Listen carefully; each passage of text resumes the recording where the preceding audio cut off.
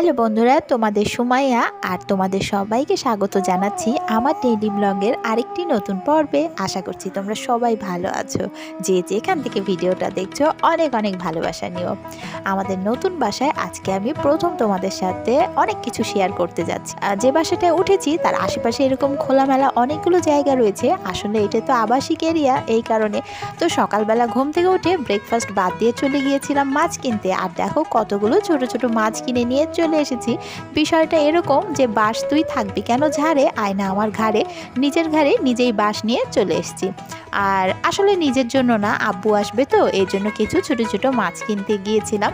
বাসায় সবাই মাংস পছন্দ করলেও একমাত্র আমার আব্বু, যিনি কিনা এই ছোট্ট ছোট্ট মাছগুলো খেতে ভীষণ ভালোবাসে, তাই ভাবলাম আমাদের জন্য মাংস হবে, চিকেন হবে, যাই হোক না কেন আব্বুর জন্য একটু ছোট মাছ আলাদা করে নিয়েই আসি। তাই ছোট ছোট মোটামুটি 4 রকমের মাছ আমি পেয়েছিলাম বাজারে, সবগুলোই নিয়ে এসেছি। এবারে তো বিপত্তিটা কাটার সময়। মাছ আমি যাও বা দেখে শুনে কিনতে পারি, কাটতে তো একেবারেই পারি না। তো শেষ পর্যন্ত যত রকম যন্ত্রপাতি আছে সব কিছু নিয়েই বসে যাই। আর আমি আসলে মাছ কাটাকাটি ঝামেলার কারণেই মাছ বাদ দিয়ে বেশিরভাগ সময় ডিম খেয়েই বসে থাকি। তোমরা তো দেখতেই পাও যে বেশিরভাগ দিন আমি ডিম অথবা চিকেনটাই খাই। আর মাছ কাটার যে প্রসেস, এই প্রসেসটাও আমি ভুলে যাই। দীর্ঘদিন না কাটার ফলে আমি সিস্টেমগুলোও ভুলে যাই। আম্মু আমাকে অনেকবার শিখিয়েছিল কিন্তু আমি বারবার ভুলে যাই। তো শেষে আমি কাঁচি, ফরসেপ এগুলো নিয়েই মাছ কাটতে বসে যাই। যেভাবে ঠিক অপারেশন করা হয় একই সিস্টেমে আমিও মাছগুলো কেটে ফেলি। এরপর মাছগুলো তো আমার জন্য খাওয়ার মতো একদম রেডি হয়ে যায়। তবে বাঙালি স্টাইলে মাছ কাটলে যে সৌন্দর্য দেখা যায় আমার মাছে কিন্তু সেই সৌন্দর্য থাকে না। তো যারা আমার ভিডিও দেখে বিভিন্ন জায়গাতে অনেক ভাইয়ারা এসে নানা রকম সুন্দর সুন্দর কমেন্ট করেন, আজকে মোটামুটি তাদের জন্যই আমি এই ভিডিওটা দিয়েছিলাম। মাছ কাটার পুরো অংশটাই দেখিয়ে দিলাম। আমি কিন্তু দেখতে গেলে বলতে গেলে অনেকটাই অপদার্থ। যারা মনে করেন যে অনেক সুন্দর সুন্দর কাজ দেখাচ্ছি না, ঠিকঠাকভাবে কাজগুলো যদি দেখাই তাহলে বুঝতে পারবেন যে আমি আসলে কোনো কাজই সেভাবে করতে পারি না। তো এখন মাছের যে অপারেশনটা করছিলাম, আমি প্রথমে চিন্তা ভাবনা করছিলাম যে মাছগুলো গলা থেকেই কেটে আলাদা করে ফেলবো কিংবা পেটটা পুরোটাই ফেলে দেব। কিন্তু ওই যে বললাম আব্বু খাবে, তাই যতটা সম্ভব বাঙালিদের কাটার সাথে মিল রেখেই কাটার চেষ্টা করেছি। তাই পুরো পেটটা ফেলে দেইনি, মোটামুটি ফুটো করে ওটার ডায়াফ্রাম আর ইন্টেস্টাইনগুলোকে সেগুলো টেনে বের করেছিলাম ভেতর থেকে। যারা আমার মতোই মাছ কাটাতে একেবারেই আনাড়ি, তারাও কিন্তু চাইলে আমার মতো এরকম কেচি দিয়ে ভেতর থেকে জিনিসগুলো টেনে বের করতে পারলেই মাছটা কিন্তু খাওয়ার জন্য রেডি হয়ে যাবে। ছাত্র জীবনে একটা দীর্ঘ সময় চায়নাতে ছিলাম, এ কারণে আমি মাছ কাটা শিখেছি চাইনিজ বান্ধবীদের কাছ থেকে। যেহেতু সেখান থেকে শেখা, তাই তাদের মতো আমারও চপিং বোর্ড, সিজার এগুলো দিয়ে মাছ কাটার অভ্যাস হয়ে গিয়েছিল। তবে যখন আমি বাংলাদেশে ব্যাক করি তখন আমার হাজব্যান্ডের ফ্যামিলিতে অথবা আমার বাবার বাড়িতে কোথাও মাছ কাটাকাটির ব্যাপার আসলে তারা সবাই হাসাহাসি করতো, কারণ আমি মাছ কাটলে মাছের আকৃতি প্রকৃতি সবই একদম অন্যরকম হয়ে যায়। বোঝারই উপায় থাকে না যে এটা আদৌ কী ধরনের মাছ কেটেছি বা এটা আসলে কী ধরনের মাছ কাটা। তো যাই হোক, এখন যেহেতু একা থাকি, একা সংসারে যেভাবে রান্না করি হাজব্যান্ড তো সেইভাবেই খেতে অভ্যস্ত হয়ে গেছে। তবে আমার আম্মু আসলে একটু বকাবকি করে যে এতদিন হয়ে গেল তবু মাছ কাটাটা শিখে উঠতে পারলি না।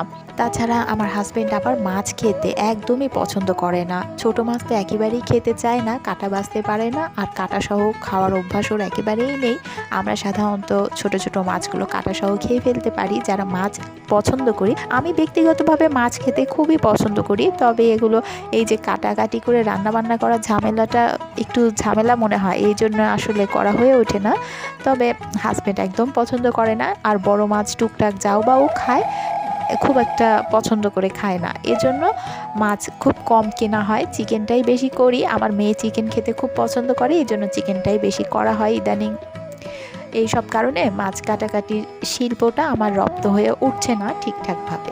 একদিকে আবার আমার শ্বশুর শাশুড়ি জীবিত না থাকায় আমাকে কাজটা সঠিকভাবে শিখিয়ে দেওয়ার যেমন কেউ নেই, তেমনই কিন্তু আমার কাজের ভুলগুলো ধরিয়ে দেওয়ার মতোও নেই।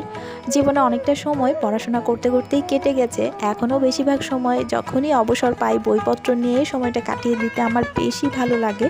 অনেক কিছু ভুলে থাকতে পারি যখন আমি বইপত্র নিয়ে থাকি, সেটা আমার পড়াশোনা রিলেটেড বই হলে তো কথাই নেই। আবার যখন আমার পড়াশোনা তেমন কোনো বই থাকে না, আশেপাশে যদি কোনো উপন্যাস থাকে তাহলে আমি সেটা পড়েও দিব্যি সময়টা কাটিয়ে দিই।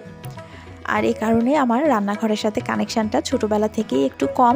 আম্মু আব্বু কখনোই চায়নি আমি সাংসারিক কাজগুলোতে খুব একটা পারদর্শী হয়ে উঠি। তারাও সবসময় চাইতো আমার সমস্ত কানেকশানগুলো যেন বইয়ের সাথে হয়। তাই বইয়ের সাথে এত ওতপ্রোতভাবে জড়িয়ে গেছি, এখনও কিন্তু বই ছাড়া থাকতেই পারি না। এখনও কারণে অকারণে প্রায়ই বই কিনি। এখন অবশ্য বইগুলো ওইভাবে পড়ার মতো সময় আর হয় না, কারণ অবসর যখনই পাই মেয়েকে পড়াতে পড়াতে সময়টা পার হয়ে যায়। তবে আছে, এখনও আমার কালেকশানে বই বেশি আছে। আমার সমবয়সী অন্য কোনো বান্ধবীদের বাসায় গেলে একটা দুটো বইও আমি তাদের কালেকশানে খুঁজে পাই না, অথচ আমার কাছে কিন্তু বইয়ের কালেকশানটা সবসময়ই থাকে, সব জায়গাতেই থাকে। আমার বাবার বাসায়, আমার গ্রামের বাড়ি যেটা আমার দাদার বাসা সেখানে, আমার শ্বশুর বাড়িতে, এমনকি আমি এখন যেখানে আছি সেখানেও প্রচুর বই রয়েছে। আমি সময় সুযোগ পেলে শুধু বই কিনি এবং বইগুলো হয়তোবা আগের মতো মনোযোগ দিয়ে পড়তে পারি না, তবে মাঝে মাঝে একটু নেড়ে চেড়ে দেখি। মাছ কাটতে এসে আজকে বারবার বই বই করছে কেন বলো তো? আসলে ঢাকায় 21শে বই মেলা হচ্ছে, আর বই মেলা থেকে যেন কোনো একটা ফ্লেভার ভেসে আসছে আমার কাছে, আর বারবার চলে যেতে বলছে সেখানে। সেই সুযোগটা অবশ্য এখন আর এবছর তো পাওয়া হচ্ছে না। তবে আমার কাছে বইমেলা অন্যরকম একটা আবেগ, আর ভয়েস দেওয়ার সময় মনের কথাগুলো সবসময় মুখে চলে আসে।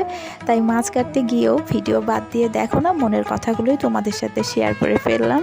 যারা মেয়েদের বাবা মা রয়েছো, ভিডিওটা দেখছো, তাদের কাছেও বলবো মেয়েদেরকে আগে পড়াশোনাতেই আগ্রহী করো। দেখো আমি কিন্তু পড়াশোনা করার পরও নিজের বুদ্ধি খাটিয়ে মাছটা কিন্তু কেটে খাওয়ার উপযুক্ত করে নিতে পেরেছি। আর আমার কাটা দেখে বুঝতেই পারছো আমি কি প্রচণ্ড পরিমাণ মাছ কাটাতে আনাড়ি।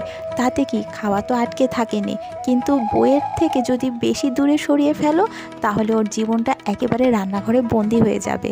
আমাদের দেশে বা আশেপাশে অন্য দেশের কথাই বলি না কেন, পুরুষদের কথা বলছি, তাদের হয়তো দুঃস্বপ্নগুলো ভুলে থাকার জন্য অনেক উপকরণ রয়েছে সমাজের প্রতিটি স্তরে।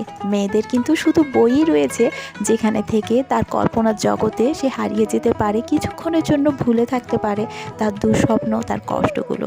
আমি মাছ কিন্তু কাটতে আনাড়ি হলেও মাছগুলো ঘষে মেজে একবারে সাদা সাদা করে ফেলার চেষ্টা করেছি। মাছের মাথাগুলো ফেলিনি, আমার আম্মু মাছের মাথাটা সুন্দর করে ভর্তা বানাতে পারে, তাই আমি ভাবলাম মাছের মাথাগুলো ধুয়ে তুলে রাখি। মাছের মাথায় প্রচুর পরিমাণে ফসফরাস রয়েছে, তাই চেষ্টা করবে সবাই ছোট মাছের মাথাগুলো ফেলে না দিয়ে যে কোনোভাবে খাওয়ার উপযুক্ত করে নিতে, তাতে করে ফসফরাসটা তোমাদের শরীরের প্রচুর কাজে লাগবে। আর ফসফরাস আমাদের হাড়কে মজবুত করে এবং ফসফরাসের অনেক উপকারিতা রয়েছে, এবং সব ধরনের খাবারে ফসফরাস পাওয়া যায় না, মাছের মাথাতেই এটা পর্যাপ্ত পরিমাণে থাকে। এই জন্য আমি সেটাও রেখে দিয়েছি। আর বাকি মাছগুলো তো আমার স্টাইলে কেটে নিয়েছি, হয়তো অনেকে হাসাহাসি করবে, করলেও কিছু করার নেই ভাই, আমি যা পারি তাই করে নিয়েছি। আর এই হচ্ছে আমার রাতের ডিনার। অনেকে যারা কিটো ডায়েট ফলো করেন, অনেক কিছু করেন, তাদের জন্যই আজকে আমি আমার ডিনারটা শেয়ার করলাম। আমি কিটো করতাম এক সময়, ইদানিং আর সেভাবে কিটো করছি না। অল্প তেল বা অল্প মাখন বা ঘিতে ভেজে হালকা হালকা করে সবজিগুলো খাই। তো রাতের বেলা আলু আর বেগুন ফ্রাই করে নিয়েছিলাম, তবে সাদা সয়াবিন তেলেই ফ্রাই করেছি। আমি এখনও ভাত কিন্তু খাই না, প্রত্যেক দিন তো নয়ই, সপ্তাহে একদিন হয়তো দুপুরে ভাত খাই। পারতপক্ষে ভাত খাওয়া একেবারেই অফ রাখার চেষ্টা করি। আর একটা টিপস ছোট্ট করে বলছি, সেটা হচ্ছে হাত দিয়ে খাওয়ার অভ্যাসটা সম্পূর্ণভাবে বাদ দিতে হবে। হয় চামচ ব্যবহার করতে হবে, আর না হলে চপস্টিক। খাবার গ্রহণের প্রসেসটা যদি একটু কঠিন হয় তাহলে খাওয়ার ইচ্ছেটাও কম হবে। খাওয়ার ইচ্ছেটা কমাতে হবে, তাহলে কিন্তু একটু স্লিম আর ফিট থাকা সম্ভব। আর ডায়েটের একমাত্র উদ্দেশ্যই হচ্ছে খাওয়ার ইচ্ছেটা কমানো, মুখের রুচিটা কমানো, আর নতুন কিছুই নেই এর মধ্যে। তো আজকে এ পর্যন্তই, ভালো থেকো বন্ধুরা, টাটা।